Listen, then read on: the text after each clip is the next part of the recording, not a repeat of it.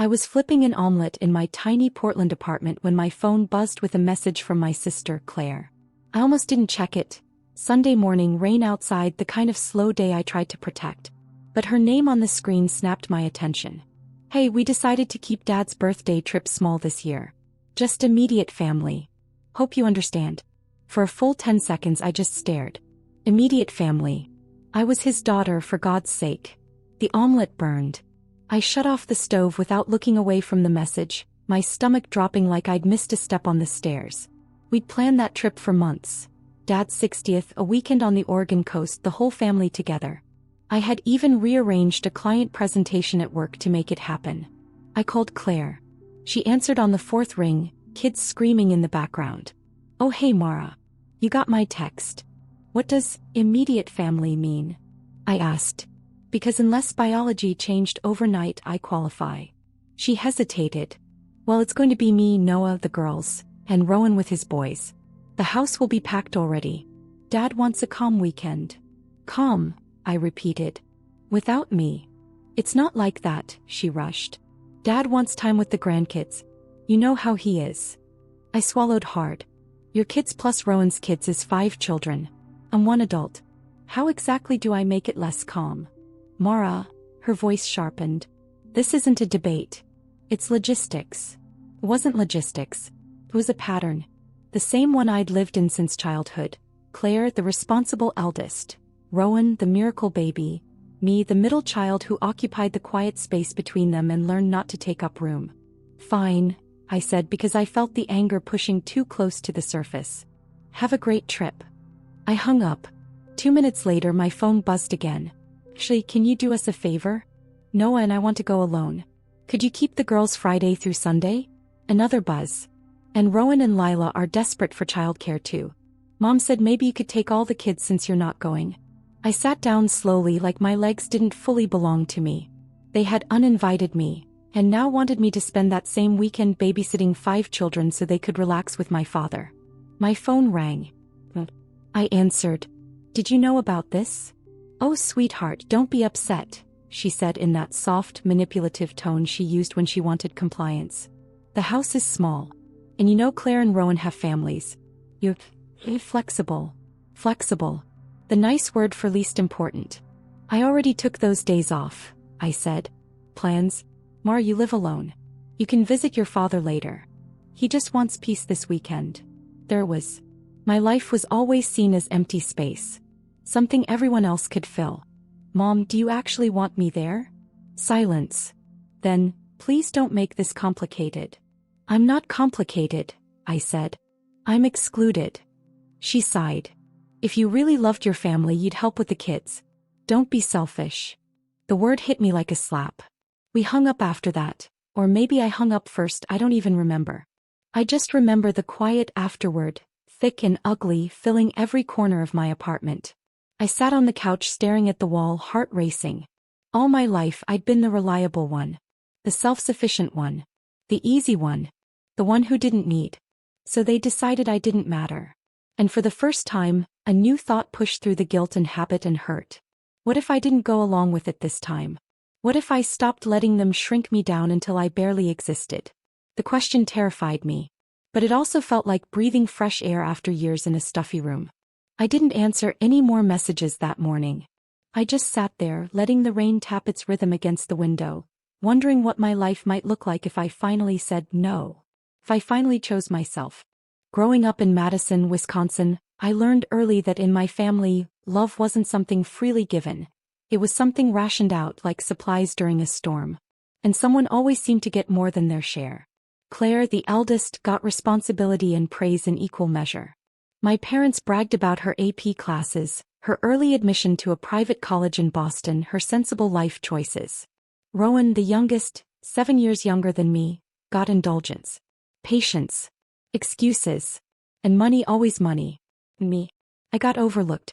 It wasn't intentional, I don't think. That was the problem. My absence in their emotional calculus was so natural none of them even noticed it. Like a missing page in a book no one bothers to read closely. I remember being 12, sitting on the cold bleachers at Rowan's hockey practice, homework spread across my knees. Mom had forgotten to pick me up from school. Again, because Rowan's coach had changed the practice time. When she finally rushed in breathless, she said, "You're such a good girl, Mara. Always so patient. I don't know what I'd do without you." At 12, I thought it was a compliment. At 31, I knew better.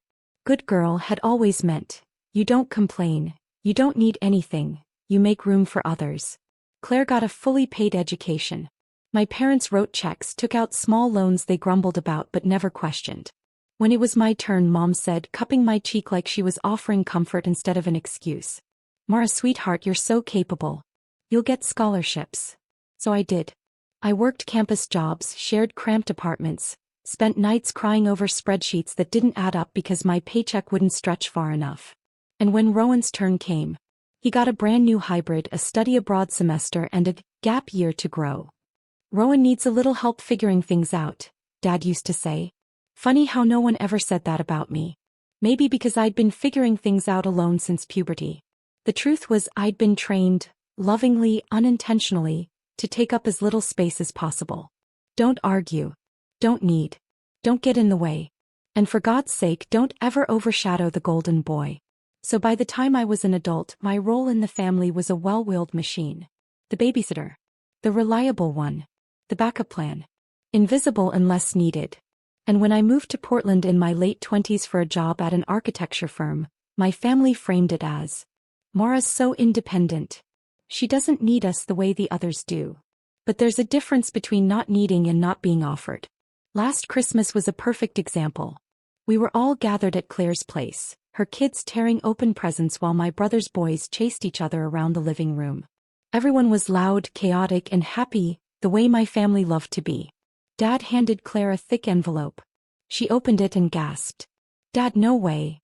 Inside were plane tickets, a vacation for her and Noah booked and paid for. "For all you do," he said, hugging her. Then he gave Rowan a new watch, expensive, the kind you'd insure.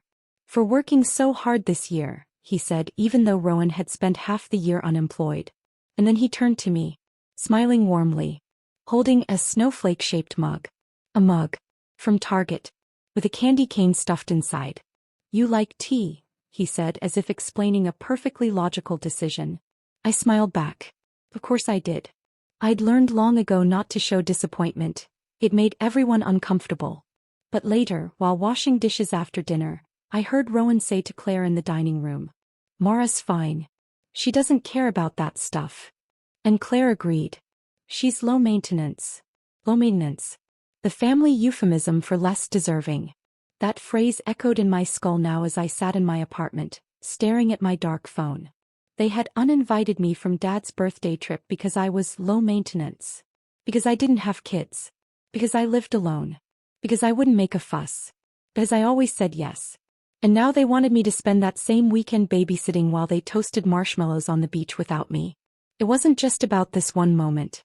It was the culmination of a lifetime of smaller cuts, tiny thefts of dignity so habitual no one noticed them but me. I realized something as clearly as if someone had spoken it aloud. My family had confused my strength for disposability. My independence for a bottomless reserve. My silence for agreement. My love for permission to take more. And worst of all, I had let them. For years. But as I sat there, rain streaking down the window, something shifted. Something old and tired inside me finally snapped, cleanly and quietly. For the first time in decades, I felt the possibility of not being their backup plan. Of refusing to play the role they kept writing me into. Of rewriting the script. I didn't know how yet. But I knew this. I was done being the easiest option. By Monday morning, I'd almost convinced myself I was overreacting. Old habits die hard, and mine was making excuses for people who didn't deserve them. I was brushing my teeth before work when my phone lit up again with a flood of unread messages from Claire, Rowan, and Mom. I didn't open any of them. I could already guess the contents. "We really need you. Don't be difficult. Family helps family." That last one always felt like a trapdoor disguised as a welcome mat. I threw on slacks, a sweater, tied my hair back, and biked to the firm. The crisp air helped, slicing through the fog in my brain. By the time I arrived, the steel and glass lobby felt like a different planet. One where people actually valued my time. At my desk, I dove straight into our mixed-use development project. Floor plans, elevations, models. Clean lines. Straightforward logic. Everything my family wasn't. Around 11 a.m. my coworker Jonah leaned over my desk and raised an eyebrow. You okay? You look like you're trying to mentally defeat an entire army. Family stuff, I muttered. He winced in sympathy. Say no more. He came from a loud Italian-American family that practically lived for drama. His sympathy was earned through experience. The day went fast the way it does when work becomes a refuge. But when I got home that evening my apartment felt strangely quiet. Too quiet. The kind of quiet that lets old wounds echo. My phone, still untouched, had 13 unread messages. I sighed, sat on the couch and finally unlocked it. The first text was from Claire. Mara, have you thought about the kids yet? I really need an answer. Followed by, it's just this one weekend. You know we'd do the same for you. A lie so bold I almost laughed. Rowan's messages were shorter, less polished. Can you help or not? Lila's losing it. Just say yes. And then Mom. Mara, please don't be selfish. Think about everyone else. There was again. Selfish. The family word for not sacrificing yourself immediately. Something inside me hardened. I typed back one sentence to the group chat. I'm not babysitting. Then I put my phone face down. I expected that to be the end of it for the night. I was wrong. 10 minutes later my phone rang. I pressed accept, bracing myself. Sweetheart, she began, voice trembling in that rehearsed way she used whenever she wanted to make me feel guilty. Claire says you're refusing to help. I don't understand this. This isn't like you. That's the problem, I said quietly. What problem? That it's not like me to say no. A beat of silence. Mara, she said, switching into the tone she used when she was about to lecture me like I was 14 again. You don't have children. You don't have a husband. You're the one with the flexibility. Why is this suddenly so hard? I closed my eyes. There was. Laid bare. My life was empty space in their minds. A blank calendar. A reservoir that could never run dry. You keep saying I don't have a family, I said. But I do.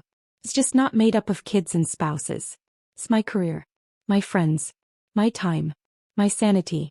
Those things matter. They're not the same, she insisted.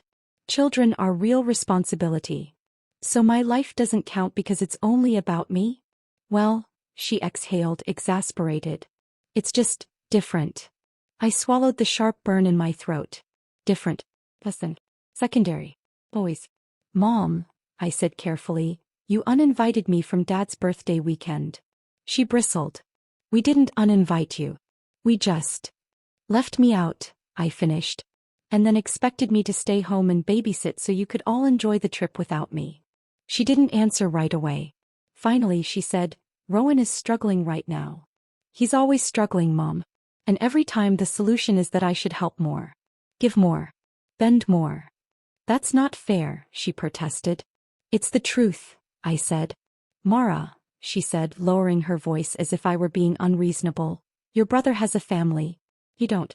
He needs the inheritance more. He needs support. I froze. Inheritance? What inheritance? I asked slowly. She inhaled sharply, like she'd said something she didn't mean to reveal. Oh, she said quickly. Nothing. Just future plans. Forget I said anything. But I couldn't forget. A cold, sinking feeling spread across my chest. They'd already had conversations without me, about Dad's birthday weekend, and apparently about the inheritance too. And once again I wasn't included. Wasn't important enough. Wasn't part of the real family unit. Something in me snapped cleanly. I'm not babysitting, I said again, steady this time. Come. Final. Mara, Mom said sharply, dropping all pretense. Your attitude is incredibly hurtful. You're disappointing all of us. No, I said. You're just finally hearing me say no. That's the part you don't like. Before she could respond, I ended the call. I sat there, staring at my reflection in the darkened TV screen.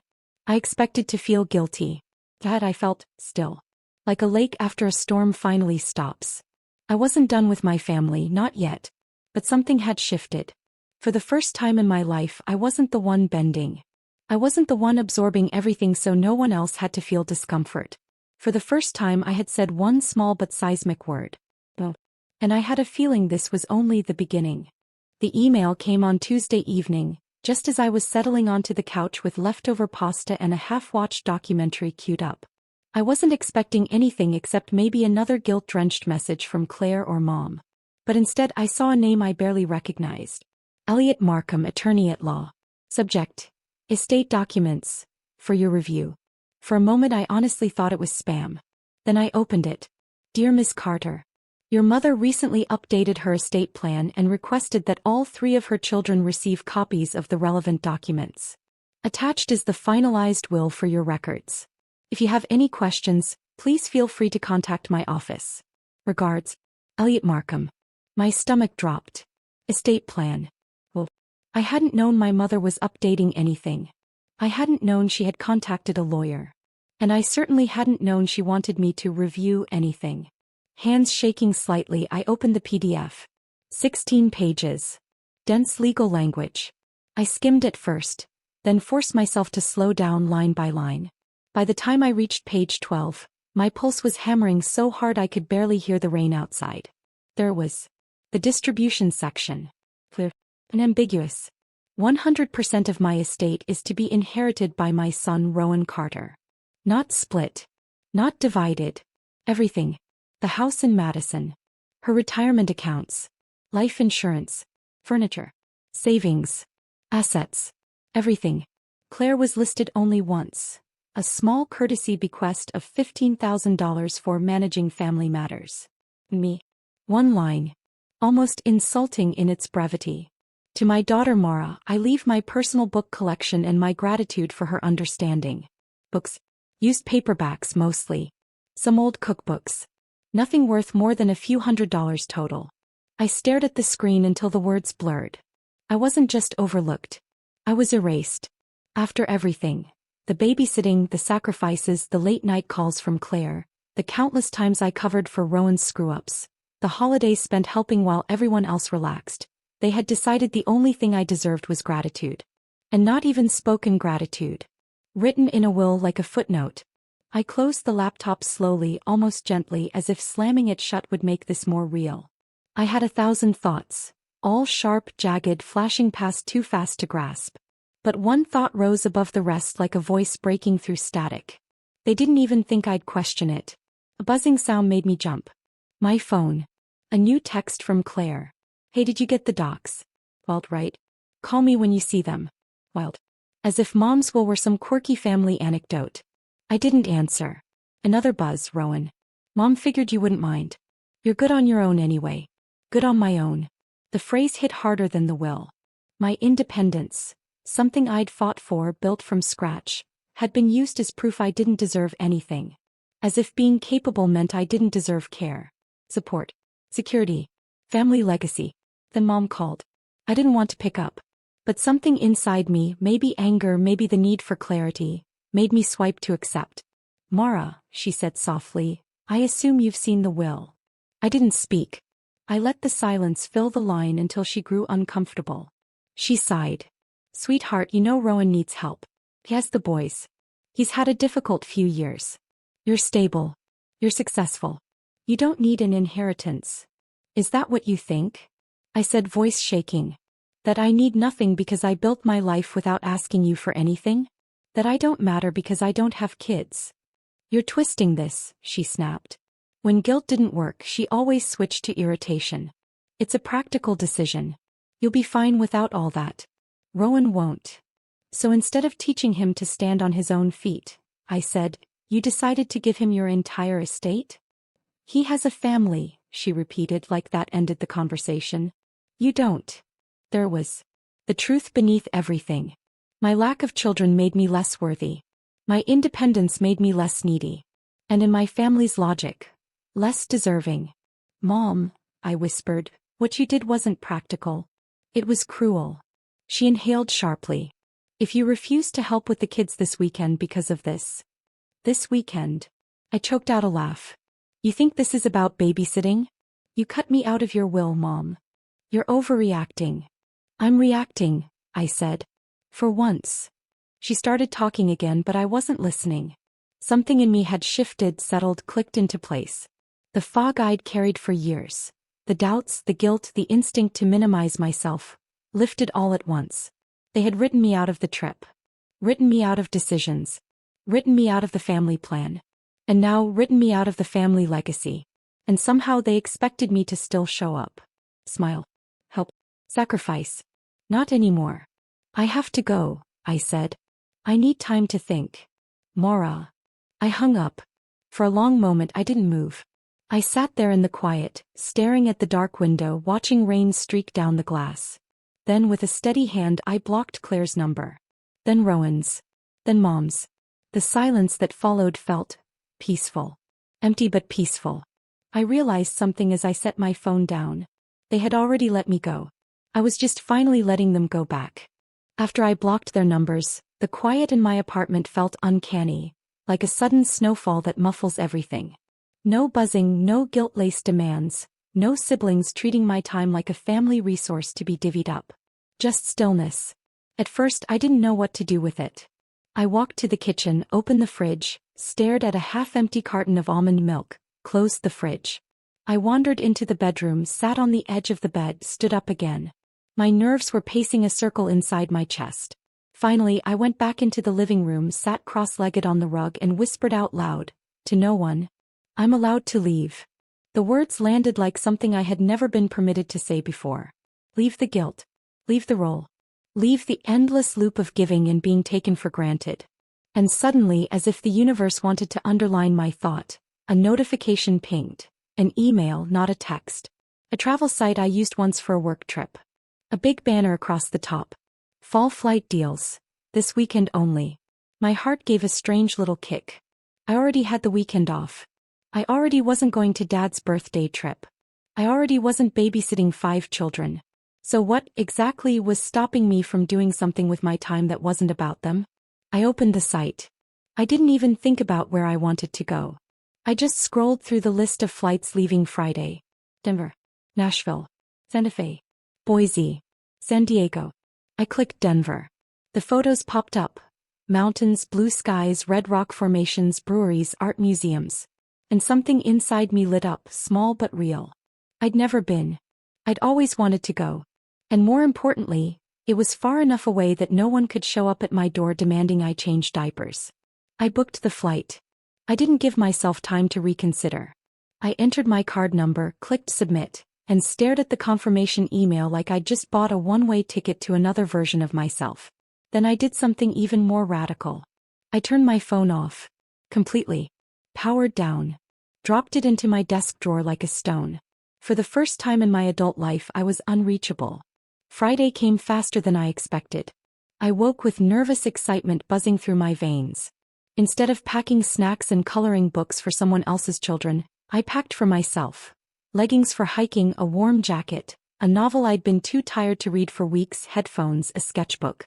At the airport I bought an overpriced latte and found my gate. Around me, travelers moved with intention. People going somewhere because they wanted to, not because someone else demanded it. A man beside me said into his phone, "Yeah, babe, I got a window seat. I'll send you a picture of the Rockies." A woman across from me was scrolling through photos of her dog. A couple argued affectionately about which restaurants they were going to try. Their lives felt full but not overwhelming. Not consuming. Not draining.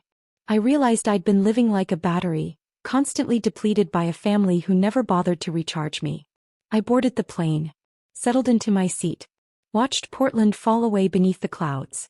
Halfway through the flight as we hovered above the mountains I thought, they can't reach me.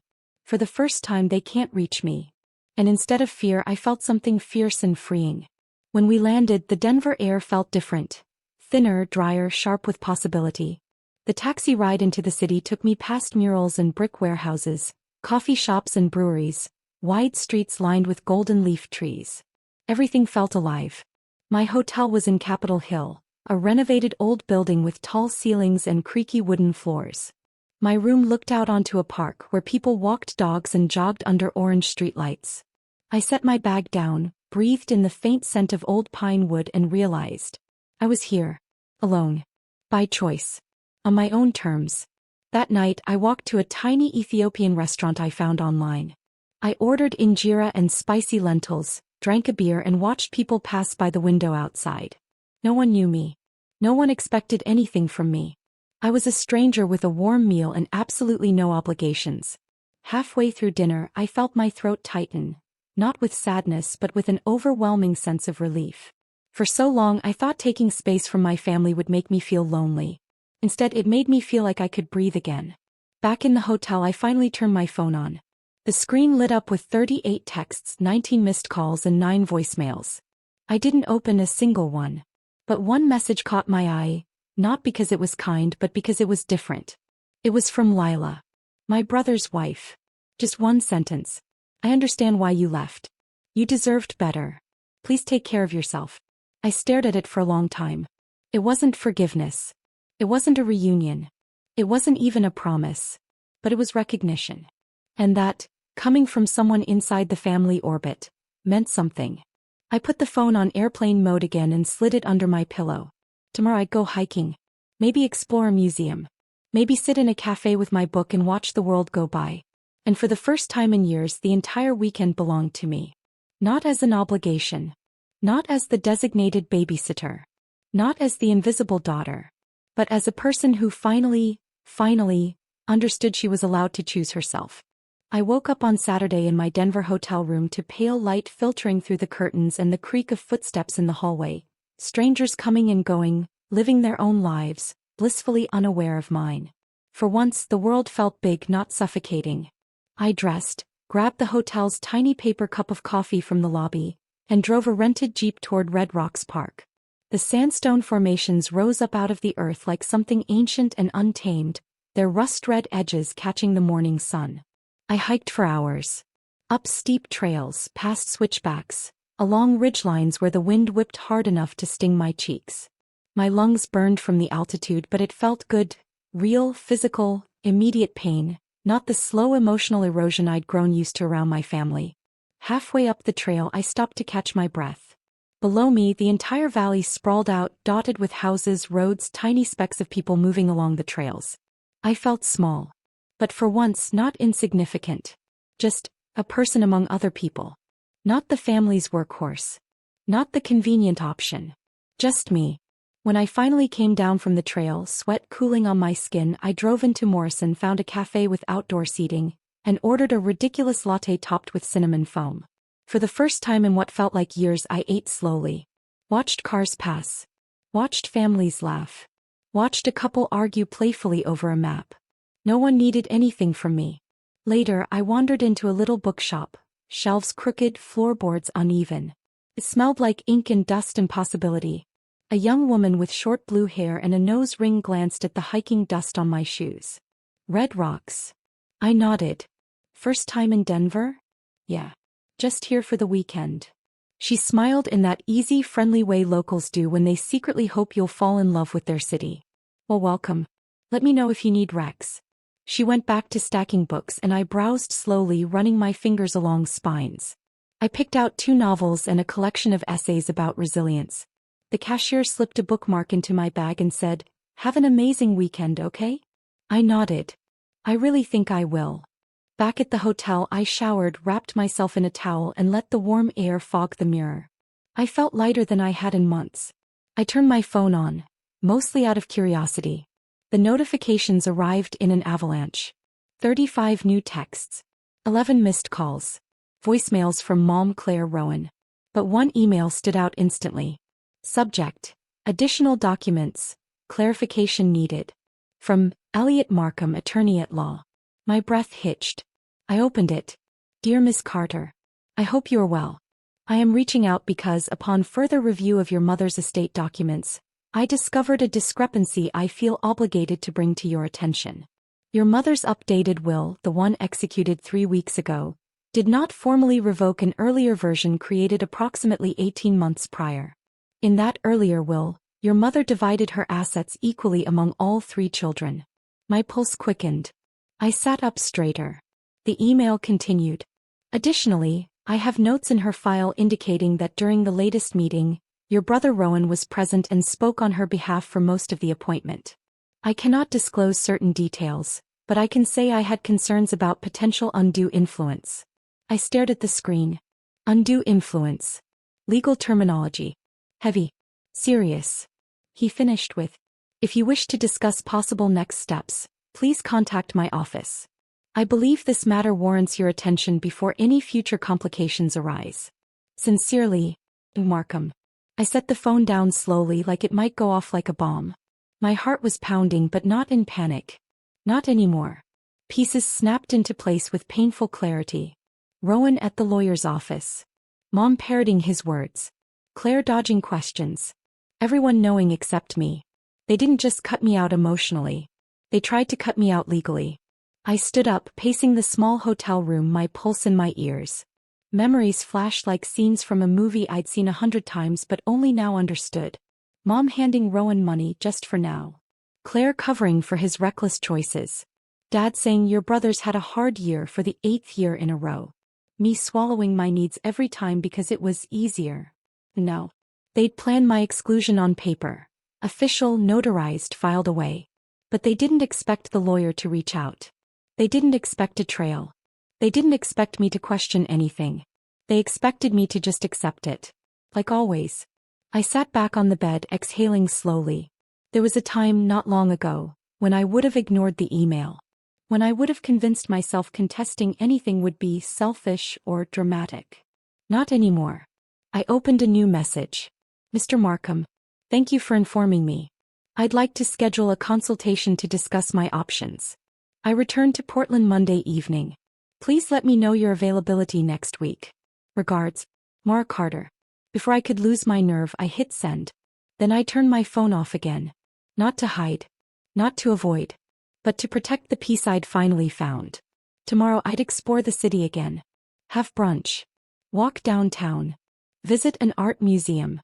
And on Monday I'd go home, not to be the obedient daughter again but to fight for myself. For the first time in my life I wasn't bracing for the fallout. I was preparing to stand my ground. I flew back to Portland on Monday evening with a sense of direction I hadn't felt in years. Not anger. Not revenge. Just clarity. On Tuesday morning I put on my best blazer, not because anyone required it, but because I needed to feel like someone who belonged at a lawyer's office, not someone who'd been treated like an afterthought her whole life. Elliot Markham's office was in an old brick building downtown, the kind with creaky elevators and wide hallways that smelled faintly of lemon polish. His door had frosted glass with his name etched into it. I knocked once and entered. He stood to greet me, tall, gray-haired, sharp eyes behind wireframe glasses.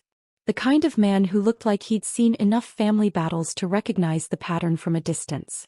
Mara, he said warmly. Thank you for coming in. Thank you for emailing me, I replied, taking a seat. I don't think anyone else intended me to see the full picture. He studied me briefly, then nodded, as if confirming something he already suspected. I want to walk you through both documents, he said, opening a thick folder. And then I'll explain why I reached out. He slid the first will toward me, the one from 18 months ago.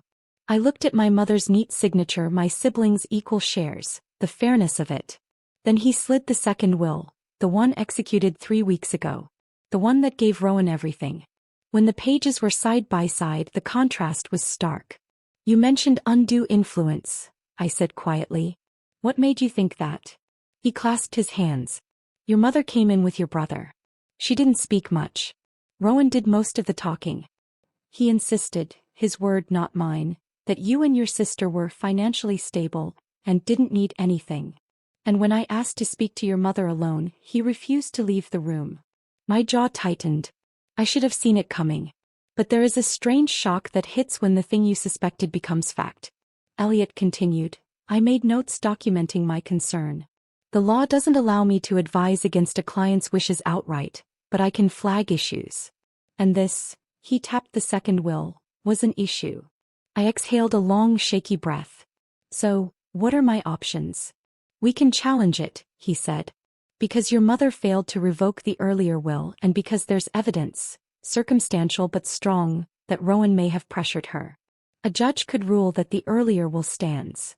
What would that process look like? I asked. It won't be pleasant, he warned. Your family will try to convince you you're destroying everything. They may get hostile. They may try to guilt you. But legally, you have a case. I pressed my palms against my knees, grounding myself. My family already thinks I'm the villain, I said. So I might as well do the right thing and finally be the villain they're terrified of. He smiled faintly, not unkindly. Then I'll prepare the petition. By Friday the paperwork was filed. And by Sunday all hell broke loose. My phone, which I had cautiously turned back on, lit up non-stop. Claire, more. What the hell is wrong with you? You're going to court over this? It's Mom's choice. Rowan. You greedy selfish. The rest of the message was longer, all caps, and not worth reading. Well, Mara, how could you do this? I'm your mother. I never thought you'd betray the family like this. Betray. Funny word.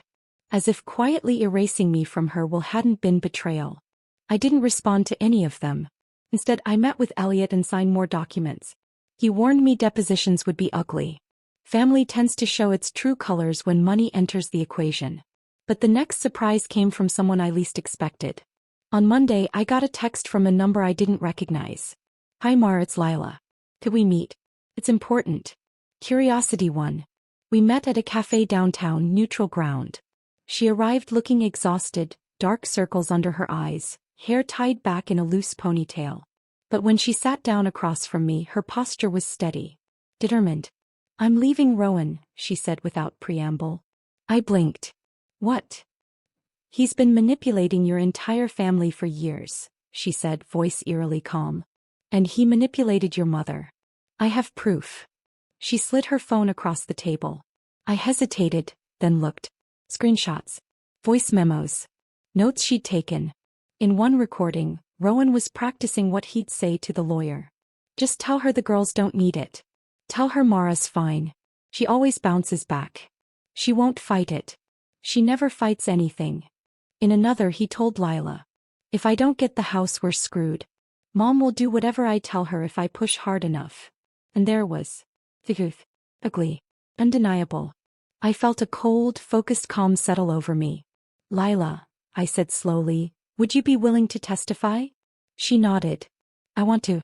You deserve fairness. And I won't let my boys grow up watching their father exploit everyone around him.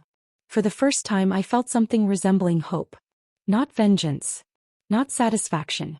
Just the quiet, steady knowledge that the truth was finally on the table. Depositions were set for early January. The room was clinical, glass table, fluorescent lights, a pitcher of water sweating on a tray. Claire sat stiffly, arms crossed. Rowan radiated pure hostility. My mother looked small, frightened, guilt-torn. Lila testified first.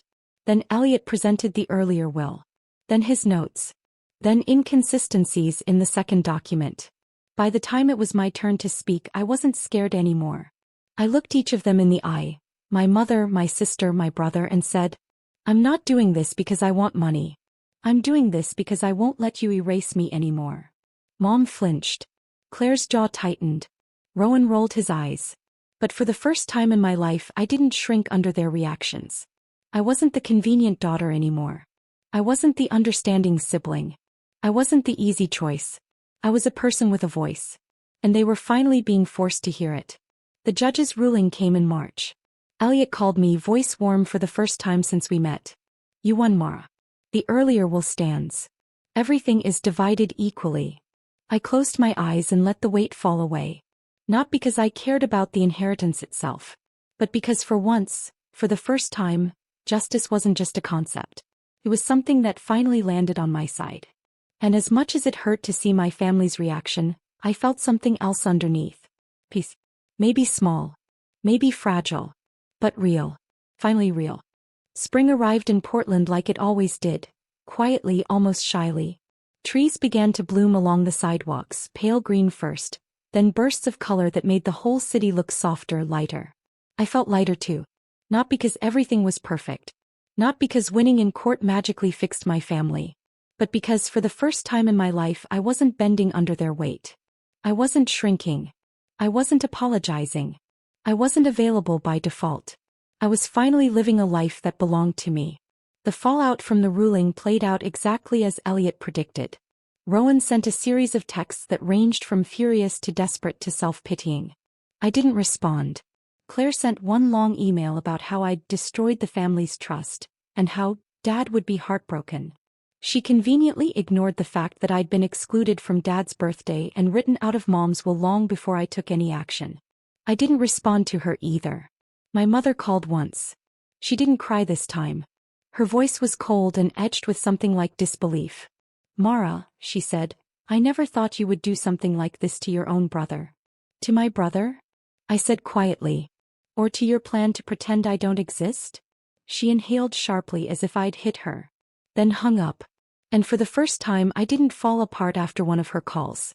I didn't cry or pace or replay the conversation until I questioned myself. I just set the phone down and breathed. Work picked up.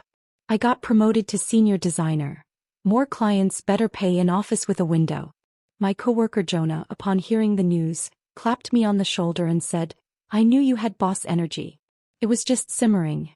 And I laughed. Really laughed. I started hiking more on weekends, partly because it reminded me of Denver, partly because being alone on a trail made me feel connected to myself in a way I hadn't in years. I began dating someone, a gentle, grounded guy named Wes who worked as a physical therapist. He listened more than he talked. He asked questions with real interest. And he never once made me feel like I needed to justify my feelings.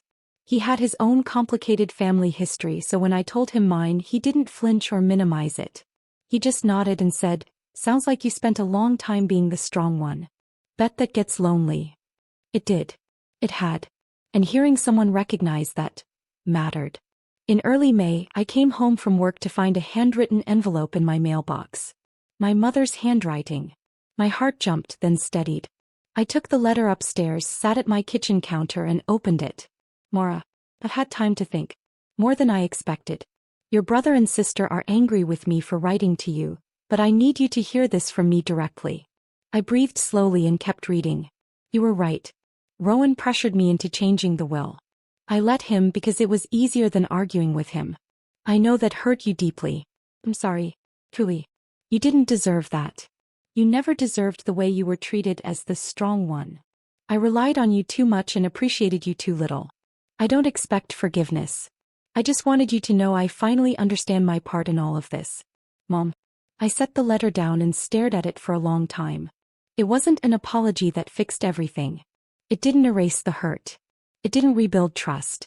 But it was acknowledgement. An admission I never thought I'd hear. A small truth where for years there had been denial. I placed the letter gently in a drawer, not to hide it but to keep it safe. Maybe someday I'd call her. Maybe I wouldn't. But the choice was now mine, not something I owed anyone. As months passed, the distance between me and my siblings became permanent. Claire and I exchanged a few stiff emails about logistics when Mom needed something simple. Doctor forms, property taxes. But nothing deeper. Rowan didn't speak to me at all. Lila finalized her divorce and moved to Spokane with the boys. She sent me updates sometimes. Photos of the kids hiking, drawings they made in school. She thanked me again for standing up in court. "You didn't just do it for yourself," she wrote in one message. "You showed my sons that you don't have to stay where you're not valued." That one made me tear up. My life didn't become perfect after all this. But it became mine. I traveled more, to Denver again, then Seattle, then Chicago. I decorated my apartment with things I loved instead of things that were practical. I started taking pottery classes. I hosted dinners with friends who actually cared whether I showed up. The strange thing about creating distance from family is that people assume it leaves a hole. And maybe it does at first. But eventually something else grows there. Peace. Self-respect. A life that isn't shaped by trying to earn love from people who only know how to take. Sometimes when I walk home from work in the cool evening air, passing shops with their lights glowing warm against the dusk, I think about the girl I used to be. The one who said yes even when it hurt. The one who accepted crumbs and called it generosity. The one who mistook tolerance for love. I don't recognize her anymore. Not fully. And I'm grateful. She kept me alive long enough to become someone stronger. Someone who finally stopped letting others define her worth. Someone who understands now. Family doesn't get a free pass. Not for cruelty. Not for manipulation. Not for erasing you and expecting you to smile about it. Blood may connect people, but it does not make them your home. Sometimes the bravest, clearest, most self-loving thing you can do is walk away from the people who taught you to be small and build a life big enough for the person you were always meant to be.